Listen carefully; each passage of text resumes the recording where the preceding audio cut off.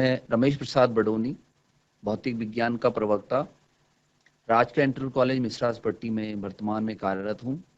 मैं कक्षा 10 के विज्ञान विषय के कुछ संबोधों पर आज यहाँ पर चर्चा करूँगा, जिनमें से कुछ संबोध जैसे कि इलेक्ट्रिसिटी, वैद्युतिकी हो गया, प्रकाश का परावर्तन अपवर्तन हो गया, ऊर्जा के स्रोत हो गए, और मानव नेत्र यानी ह्यूमन आई हो गया, और मैग्नेटिज्म। ये 5 विशेष करके 5 अध्याय आपके पास भौतिक विज्ञान में हैं, और आज हम उसमें से एक संबोध इलेक्ट्रिसिटी को यहाँ पर डिस्कस करेंगे। तो आओ हम इलेक्ट्रिसिटी पर कुछ चर्चा करते हैं। तो जैसा कि हमने आपको बताया कि हमारे पास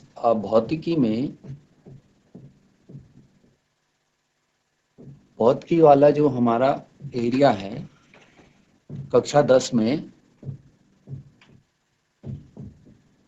उसमें कुछ संबोध हैं जिनके बारे में हमने आपको बताया, जैसे कि इलेक्ट्रिसिटी, लाइट, इसमें जो है 2 पार्ट है, रिफ्लेक्शन एंड रिफ्रैक्शन। इसको बोलते हैं प्रकाश परावर्तन और अपवर्तन।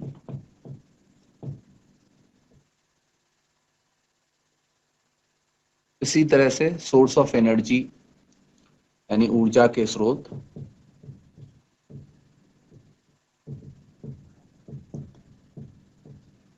और मानव नेत्र,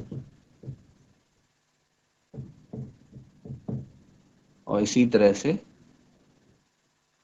चुंबकत्व, मैग्नेटिज्म।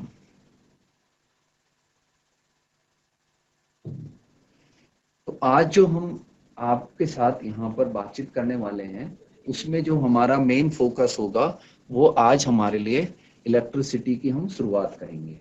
विद्युत होता क्या है, किस कारण से विद्युत को हम उत्पन्न कर सकते हैं।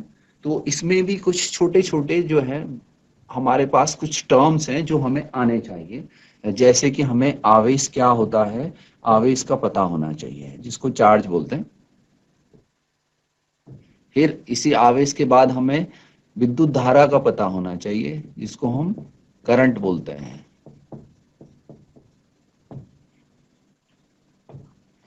इसी तरह से हमें प्रतिरोध का पता होना चाहिए, रेजिस्टेंस, और हमें कुछ बेसिक जो नॉलेज होनी चाहिए वो सर्किट की होनी चाहिए, जिसको बोलते हैं परिपथ।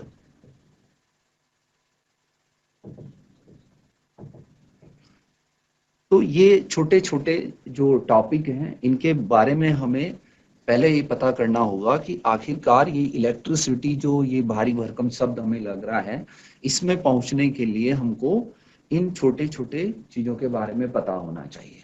अगर हम मोटी मोटी डेफिनेशन जाने कि इलेक्ट्रिसिटी होती क्या है, तो आप सीधा सीधा ये कह सकते हैं कि विज्ञान की वह ब्रांच, वह शाखा जहां पर हम एक एनर्जी के बारे में पढ़ते हैं, और वो जो एनर्जी है, वो जो ऊर्जा है, वो आवेश के कारण उत्पन्न होती है। यानी कि हमें ऊर्जा को जानने से पहले, इलेक्ट्रिकल एनर्जी जानने से पहले हमें आवेश के बारे में जानना होगा कि ये आवेश आखिर होता क्या है। तो अभी हम शुरुआत में हम पहले आवेश पे बात करेंगे। अगर आपको थोड़ा आइडिया हो तो हमने एक मैटर के बारे में हमने सुना है। मैटर यानी पदार्थ कह लीजिए, यहाँ पे वैसे इसको द्रव्य बोलते हैं, यानी पदार्थ। इस पदार्थ के बहुत डीप में मैं नहीं जाऊंगा, क्योंकि ये थोड़ा केमिस्ट्री के एरिया में आपको समझ आ जाएगा। हम ये जानते हैं कि कोई भी पदार्थ मान लीजिए है, तो वो पदार्थ कणों से बना है। इन कणों में हमारे पास इलेक्ट्रॉन्स भी होते हैं, प्रोटॉन्स भी होते हैं, और न्यूट्रॉन भी होते हैं। ये हम जानते हैं। तो हम यहाँ पर ये कहते हैं कि कोई भी पदार्थ जो कणों से बना है, उसमें मौजूद कण एक तरह से हमें क्या बताते हैं, कि ये आवेश है, यानी किसी भी पदार्थ में मौजूद कणों में जो प्रोटॉन या इलेक्ट्रॉन या जो न्यूट्रॉन है उनका जो रोल है वो आवेश का है। तो आवेश एक तरह से वो पार्टिकल है जो किसी भी मैटर में, किसी भी पदार्थ में सार्वभौम रूप से मौजूद होते हैं, यानी यूनिवर्सली प्रेजेंट होते हैं, यानी वो रहते ही रहते हैं उसमें। अब यही पदार्थ में जो मौजूद हमारे पास ये इलेक्ट्रॉन है या ये जो प्रोटॉन है, यानी ये जो पार्टिकल है, इन पार्टिकल में जब चालन होता है यानी जब मूवमेंट होता है, तो ये जब गति करते हैं तो ये अपने इस पदार्थ से निकलने का प्रयास करते हैं, यानी ये पदार्थ से निकलते हैं, किसी वजह से निकलते हैं। तो जब ये निकलते हैं तो इनका जो निकलना होता है वो फ्री आयंस के रूप में होता है। फ्री आयंस का मतलब है कि ये वो आयन है, वो चार्ज हैं, वो आवेश हैं जो किसी पदार्थ से निकलेंगे या यहाँ ये पदार्थ के चारों ओर गति कर रहे होंगे, तो इनको हम नाम देते हैं आवेश। यानी एक तरह से फ्री आयंस हमारे पास आवेश का काम करेंगे, और ये हमारे पास इलेक्ट्रॉन या प्रोटॉन दोनों ही हो सकते हैं, यानी प्लस माइनस ई। प्लस क्यों बोल रहा हूं, क्योंकि ये भी हमने पढ़ा है कि जो नंबर ऑफ इलेक्ट्रॉन्स होते हैं वो almost equivalent to number of proton होते हैं किसी भी तत्व के लिए, किसी भी पदार्थ के लिए। तो फ्री आयंस जो है किसी भी पदार्थ में एक तरह से आवेश है। अब क्योंकि हमने कहा ये फ्री है और ये किसी भी पदार्थ में मौजूद है, इसका मतलब इनकी जो नंबर है, इनकी जो संख्या है, वो अगर हम उसे Q से डोनेट करें तो Q बराबर Ne होंगे। Ne प्लस माइनस, N का मतलब नंबर ऑफ इलेक्ट्रॉन या number of proton. For example हमने यहाँ पर सोडियम लिया Na, तो Na का जो परमाणु क्रमांक होता है वो 11 होता है? तो हम इसको कहते हैं कि इसमें जो परमाणु क्रमांक है वो ये बताता है कि यहाँ पर नंबर ऑफ इलेक्ट्रॉन्स कितने हैं, तो वो कितने हैं, 11, है ना। तो ज्यादा डीप में नहीं जाते। इस तरह से अगर हम इसको देखें तो इसके जो आउटर मोस्ट ऑर्बिट है उसमें यहाँ पर एक इलेक्ट्रॉन होता है जो फ्री होता है मोमेंट के लिए। तो ये जो इलेक्ट्रॉन है, ये सारे यहाँ पर इलेक्ट्रॉन है, हर कक्षा में ये व्यवस्थित होते हैं, या आप पढ़ चुके हैं, या आप जानते भी हैं, या केमिस्ट्री में, या आपने कहीं कहीं इसको देखा होगा, कक्षा 8 में भी इसका जिक्र है। तो यहाँ पर जो ये फ्री इलेक्ट्रॉन है, ये फ्री आयंस है, यहाँ पर हम इसको क्या बोलेंगे, आवेश। तो आवेश किसी भी पदार्थ में मौजूद एक जो नंबर है वो है, और जिसका वैल्यू जो है क्या होता है, प्लस माइनस Ne, जहां पर n क्या है, हमने कहा संख्या 1 2 3, और E क्या है, इलेक्ट्रॉन, और वो इलेक्ट्रॉन पर आवेश, यानी उसका जो मान है वो इलेक्ट्रॉन पर जो आवेश होता है वो उसका जो मान होता है वो लगभग कितना होता है, 1.6 इंटू 10⁻⁻19 कूलाम। कूलाम उसकी इकाई है, यानी अगर हमको आवेश को नापना है तो उसकी यूनिट है कूलाम, क्योंकि सबसे पहले कूलाम ने आवेश के बारे में एक, जिसको कहते हैं कि एक वेल डिफाइंड तरीके से जब उसने इसको परिभाषित किया था, तो उनके नाम से ही इसको, कूलाम के नाम से इसको इकाई दे दी गई, इसकी यूनिट कूलाम हो गई। यानी इसका जो एसआई यूनिट है चार्ज का वो कूलाम है। यानी कि आप इस बात को ऐसे समझ लीजिए, अगर मेरे को Q की यूनिट लिखनी है, एसआई यूनिट, यानी उसका मात्रक, तो वो हम C से डोनेट करेंगे और उसको कूलाम हम कह देंगे। ये तो बात थी Q की, और इस पे हम प्लस माइनस दोनों सिंबल लगा सकते हैं, ये जानने के लिए कि Q एक जर्नल नोटेशन है और उस Q में नंबर ऑफ इलेक्ट्रॉन और नंबर ऑफ प्रोटॉन दोनों शामिल हैं, यानी Q बराबर प्लस माइनस Ne। ये आपको ध्यान रखना है, किसी भी पदार्थ में जो मौजूद कण हैं उनकी जो संख्या होती है वो Ne के बराबर होती है। ठीक है, यानी यहां से हम किसी भी पदार्थ में कितने नंबर ऑफ इलेक्ट्रॉन मौजूद हैं वो ज्ञात कर सकते हैं।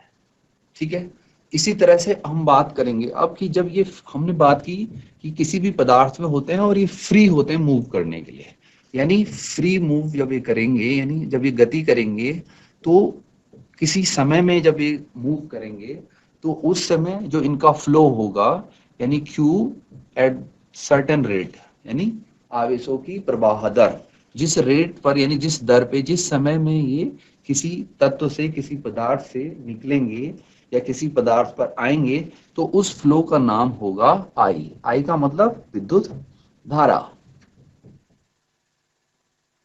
यानी करंट।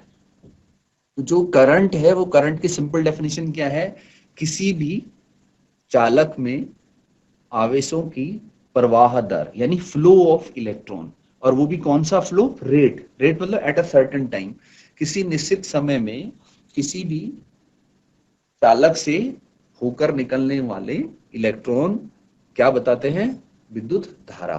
यानी विद्युत धारा क्या है, Q अपॉन टी, जहां पर Q कूलाम में नपेगा और T सेकंड में नपेगा, तो इसका मात्रक क्या हो गया, कूलाम पर सेकंड, या इसको एम्पियर भी कहते हैं, एम्पियर। यानी एम्पियर से भी इसको नापा जाता है, इसकी एसआई यूनिट एम्पियर है, एसआई यूनिट। यानी किसी भी चालक से निकलने वाले इलेक्ट्रॉनों की जो दर है या आवेशों की प्रवाह दर है वो विद्युत धारा कहलाती है, और इसका मात्रक एम्पियर होता है। यानी आप ऐसा भी लिख सकते हैं कूलम पर सेकंड।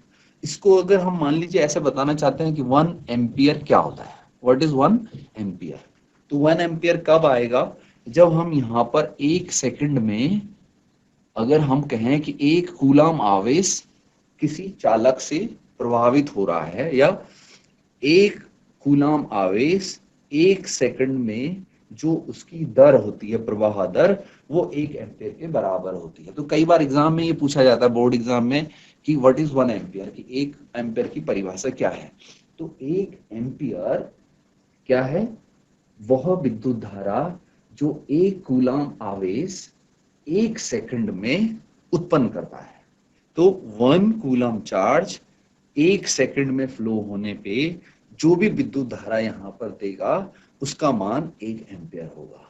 यहाँ पर आपको समझ आया, सिंपल, मतलब आपको सिंपल ये देखना है कि कोई मैटर है, कोई पदार्थ है, उस पदार्थ में कोई भी आवेश है, कोई भी आवेश है, तो वो जो आवेश है, चाहे वो कोई सा भी आप एक आवेश ले लीजिए, वो आवेश अगर 1 कूलम है और 1 सेकंड में वो यहाँ से निकल रहा है, गति कर रहा है, तो उस समय यहाँ पर ये क्या बनेगा, I बराबर 1 एम्पियर। Is clear. तो यहाँ पर आपको ये बात समझ आई ना कि कोई भी पदार्थ, कोई पदार्थ से कोई भी मेटल, कोई भी चालक, यानी आपको चालक शब्द यूज कर रहा हूं, ये भी आप पहले से जानते हैं, चालक। चालक मतलब जिसमें फ्री इलेक्ट्रॉन होंगे, यानी जिसमें आवेश होंगे फ्री, क्या करने के लिए, चालन करने के लिए, कंडक्शन करने के लिए। तो चालकों की चालन की जो दर है वो विद्युत धारा कहलाती है। तो उसको हम नापते कैसे हैं, एम्पियर से। एम्पियर उसकी क्या है, एमकेएस यूनिट है या एसआई यूनिट है। एसआई यूनिट तो आप समझते हैं, यानी स्टैंडर्ड इंटरनेशनल, यानी जो अंतरराष्ट्रीय मानक पर उसकी परिभाषा है वो क्या है, 1 एम्पियर वह विद्युत धारा है जो 1 कूलम आवेश किसी चालक से प्रभावित होते समय 1 सेकंड का समय लेते हो। यानी 1 सेकंड में 1 कूलम आवेश जब प्रभावित होंगे तो 1 एम्पियर की करंट उत्पन्न होगी। ठीक है, और इस करंट का ही जो है हम यूज करेंगे इस पूरे इलेक्ट्रिसिटी में कि हम आगे कैसे बढ़ेंगे।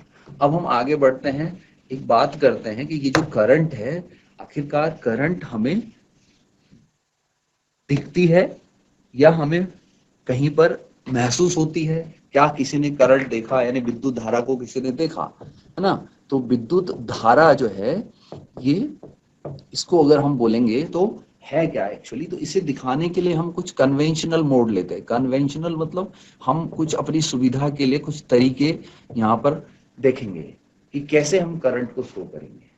तो कन्वेंशनल मोड में यह है कि हमें करंट को दिखाने के लिए एक पाथ चाहिए। पाथ का मतलब पथ चाहिए। इस पथ का जो साइंटिफिक नेम है उसको बोलते हैं परिपथ। यानी किसी न किसी माध्यम से हम करंट को या करंट की दिशा को या करंट के फ्लो को अगर हमें दिखाना है तो उसके लिए हमें सर्किट चाहिए। अब जैसे घर में है तो घर में हमारा एसी लगा है, पंखा लगा है ना, हमारे पास कंप्यूटर है, हमारे पास आयरन है, तो बहुत सारी डिवाइसेस हमारे पास घर में हैं।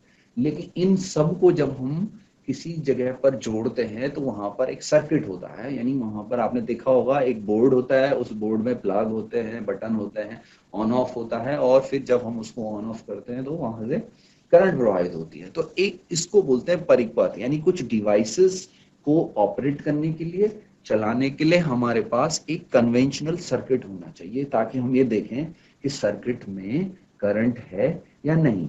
तो करंट कैसे देखेंगे, उसके लिए एक जनरलाइज तरीका है जिसका नाम हमने बोला है परिपथ या सर्किट। तो सर्किट में कुछ कंपोनेंट होते हैं। कंपोनेंट का मतलब है कि कुछ बेसिक एलिमेंट्स उसके अंदर होते हैं, वो हमको जानना है। जैसे सिंबॉलिक है कि आप कैसे जो है बल्ब को दिखाएंगे, कैसे आप स्विच को दिखाएंगे, कैसे आप प्लग को दिखाएंगे, और या कैसे आप जो है आउटपुट दिखाएंगे। ये सब दिखाने के लिए हमारे पास कुछ सिंबल होते हैं। यानी जैसे एक जगह बल्ब लगा है तो बल्ब कहाँ पे लगेगा, एक जगह पे स्विच लगा है तो स्विच कहाँ पर दिखेगा। तो ये सब अगर हमको देखना है तो उसको बोलते हैं एक कंप्लीट सर्किट। तो इस पर आगे भी डिटेल में बात होगी, लेकिन फिलहाल हमारे पास कुछ बेसिक नोटेशन है कि हम कैसे दिखाएंगे। यानी किसी भी सर्किट में करंट कहाँ से आएगी, यानी एक सोर्स चाहिए, है ना। तो जैसे हमारे घरों में एक मेन से आती है करंट, है ना, वो करंट को हम देख सकते हैं, या हम सेल देखते हैं तो एक बैटरी होती है। इन सबको हम सोर्स ऑफ करंट मानते हैं। तो अगर हम सबसे पहले बात करें बैटरी की, तो बैटरी का सिंबल हम ऐसे दिखाते हैं यहाँ पर, ये सिंबल है, यानी ये उसका चिन्ह है कि एक आप जो है दो लाइनें खींचोगे पैरेलल, लेकिन एक छोटी होगी एक बड़ी होगी। बड़ी वाली लाइन को हम प्लस से दिखाएंगे और छोटी वाली को माइनस, यानी ये आपका बैटरी का सिंबल है। ठीक है, इसको हम यहाँ पर ई लिख दे रहे हैं, यानी जो यहाँ पर इससे होकर निकलने वाली जो एनर्जी है, या यहाँ से जो भी ईएमएफ पैदा होगा, विद्युत वाहक बल पैदा होगा, यानी जो विद्युत यहाँ से उत्पन्न होगी, उसका जो सिंबल है वो ई से दिखाएंगे। इसी तरह से हम जो करंट है, वो करंट को दिखाने के लिए हम खाली एक एरो दिखाएंगे और वहां पर आई लिख देंगे।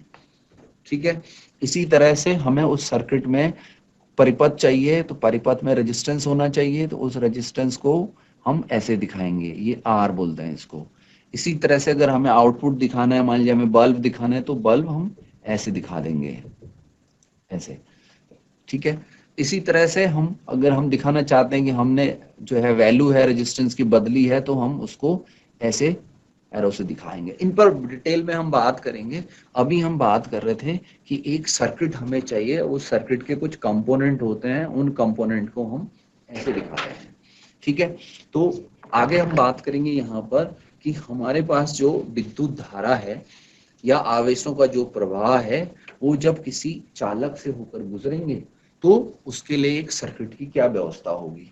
तो जो परिपथ है वो सिंपल सी बात में ये कहना चाह रहा हूं कि परिपथ क्या है, एक क्लोज्ड पाथ है करंट के लिए, जहां से हम ये दिखाएंगे कि कैसे हमारा आउटपुट आएगा। इसको आप ऐसे समझ लो कि हमने स्विच ऑन किया, उससे करंट गई और हमारा बल्ब या पंखा चलने लग गया है, तो वो आउटपुट है। तो वो कैसे चला, एक क्लोज सर्किट था, आपने सर्किट ऑन किया तब उसमें जो है हमारे पास ये देखने को मिला। तो किसी भी सर्किट में फ्लो ऑफ करंट यानी विद्युत धारा का बहना आवश्यक है अगर हमें आउटपुट चाहिए। तो यानी एक क्लोज सर्किट होना चाहिए जिसमें करंट मौजूद होगी, तब वो परिपथ होगा। यानी परिपथ की सिंपल डेफिनेशन क्या हुई कि एक बैटरी होगी है, वहां एक रेजिस्टेंस होगा और उस पर एक की लगी होगी ना। यहाँ सिंबल में हम की भी आपको दिखा देते हैं ऐसे, या कहीं कहीं पर ये आपका ऐसे भी होगा स्विच। तो इसको के से दर्शाते हैं, तो ये की इसमें लगी होगी है? और यहाँ पर कहीं आपका आउटपुट भी हम दिखा देंगे, तो कहीं आउटपुट होगा तो आउटपुट हमेशा रेजिस्टेंस पे हमको दिखाई देगा। यानी जैसे आपको बल्ब दिखाना है तो आप उस बल्ब को यहाँ पर दिखा सकते हैं। ये कहने का मतलब है कि यहाँ पर आपका आउटपुट दिखेगा। तो यहाँ पर जो करंट है वो फ्लो ऑफ इलेक्ट्रॉन है वो आप कैसे दिखाएंगे, वो उसकी भी डायरेक्शन हम आपको बता देते हैं कि यहाँ पर हम करंट देखेंगे कैसे फ्लो करती है।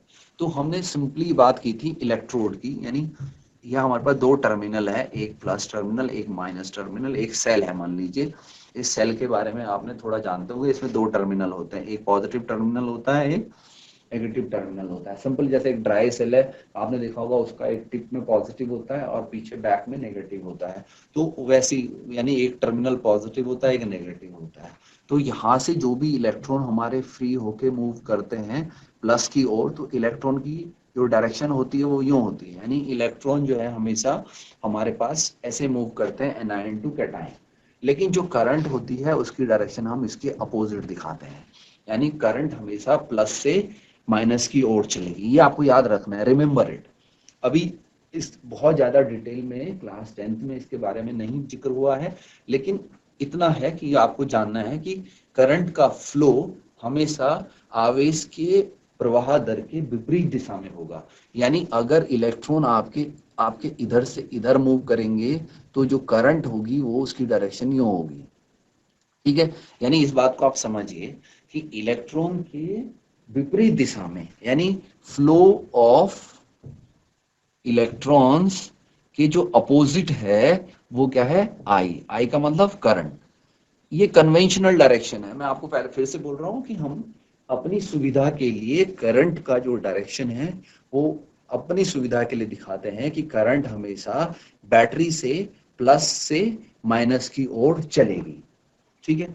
तो ये होगी बात परिपथ की। तो किसी भी परिपथ की जो सामान्य डेफिनेशन है वो क्या है कि ये स्विच ऑन होना चाहिए, तब इसमें करंट चलना शुरू होगा। बैटरी होनी चाहिए, वहां पर प्रतिरोध होना चाहिए। प्रतिरोध का मतलब है कि एक आउटपुट उसमें लगा होना चाहिए जिसको हम देखने वाले हैं, पंखा है, बल्ब है या कोई और डिवाइस है। तो जब ये सर्किट क्लोज होगा, ऑन होगा, तो यहाँ पर करंट का फ्लो होने लग जाएगा, यानी करंट इसमें चलने लग जाएगी। और करंट रेजिस्टेंस के अक्रॉस चलेगी, रेजिस्टेंस के साथ होके चलेगी तो आउटपुट देगा, यानी हमारे पास एक वैल्यू आएगी कि बल्ब चलेगा या पंखा चलेगा, ये सब हमको दिखाई देगा। तो यहां तक आपको क्लियर हुआ कि आवेश क्या है, विद्युत धारा क्या है और परिपथ क्या है। अब जब हमारे पास परिपथ की बात हो गई तो अब यहाँ पर आपको और डिटेल में आगे जाना है और वो ये समझना है कि हम एक परिपथ में या एक चालक में बहने वाली धारा को कैसे समझेंगे। तो थोड़ी देर के लिए एग्जाम्पल हम ले लेते हैं। मान लीजिए कोई चालक है, कोई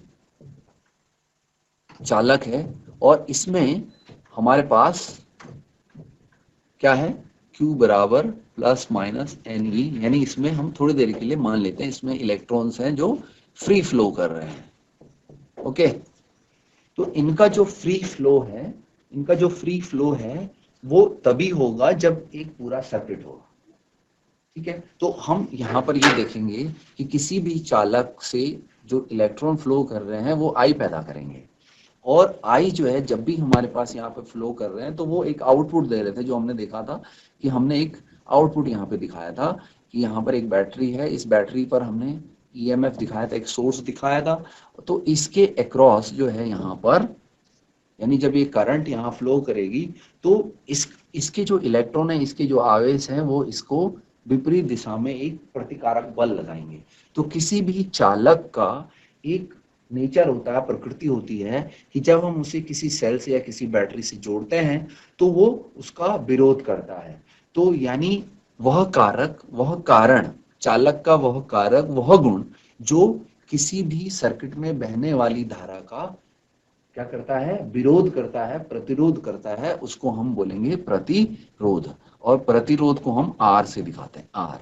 और ये आर जो है वो क्या होता है, किसी भी सर्किट का एक प्रकृति है जिस पर हम आगे डिटेल में बात करेंगे कि ये आर क्या चीज है और किस पदार्थ के लिए आर का मान क्या होता है और आर किस पर डिपेंड करता है, ठीक है। तो हम एक बार रिव्यू करके देख लेते हैं। हमने आवेश को पढ़ा, हमने विद्युत धारा को पढ़ा, और किसी भी चालक में जो विद्युत धारा फ्लो करती है उसके लिए एक परिपथ क्या होता है, उस परिपथ को जाना। और फिर हमने थोड़ा सा उस पदार्थ की प्रकृति के बारे में बात की जो किसी भी परिपथ में बहने वाली धारा का प्रतिरोध करता है, विरोध करता है।